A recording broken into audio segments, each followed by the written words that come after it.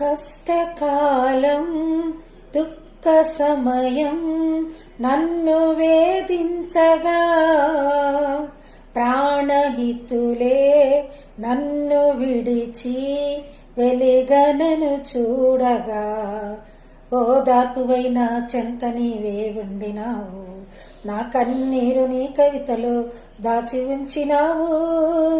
ఏమి అద్భుత ప్రేమయ, ఏ రీతి పాడనయా, నీవేనా మార్గము, నీవేనా జీవము, నీవేనా గమ్యము, నీవేనా సర్వము, నా మనసు తీరా నిన్ను పాడి పొగడెద దేవా.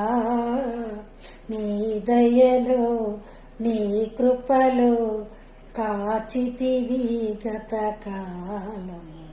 గడిచిన దినాలన్నింటిలో దేవుడు మనల్ని కాపాడి సురక్షితంగా ఉంచి మరొక దినంలోకి మనల్ని తీసుకొచ్చినందుకు ఆయనకి నిండా కృతజ్ఞతలు చెల్లిద్దాము. అలాగే ప్రియమైన శ్రోతలారా, ప్రతిరోజు కూడా మన వాక్యం వింటున్నారు, అలాగే సబ్స్క్రైబ్ చేసుకుంటున్నారు, అలాగే లైక్లు కూడా కొడుతున్నారు, దేవుని దీవెనలు పొందుతున్నారని విశ్వసిస్తున్నాం. రండి రోజులాగా ఈరోజు కూడా వాక్య భాగంలోకి వెళ్దాము. దేవుని మాట కాదని మనం ఏమి కూడా చేయలేమనేది ఒక ఉపమాన రీతిలో దేవుడు మనకు చెప్పి ఉన్నాడు. యేసుప్రభు వారు ఉపమాన రీతిలో లోకాసు వార్త 15వ అధ్యాయము 11వ వచనం నుంచి మనం చూసుకుంటున్నప్పుడు చివరి వరకు కూడా 32వ వచనం వరకు కూడా ఒక మనిషికి 2 కుమారులు ఉన్నారు. ఆ 2 కుమారులని తండ్రి ఎంతగానో ప్రేమిస్తున్నాడు, ఇద్దరిని ఒక విధంగా ప్రేమిస్తున్నాడు.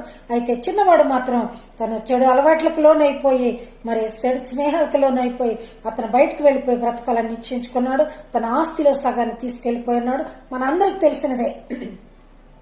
అయితే ఇక్కడ మనం చెప్పుకోవాల్సిన విషయం ఏంటంటే, ఇల్లు విడిచిపోయిన, గూడు విడిచిపోయిన పరిస్థితి ఎలా ఉంటుందో అలా అయిపోయింది చిన్న కుమారుని పరిస్థితి. వెళ్ళిపోయాడు.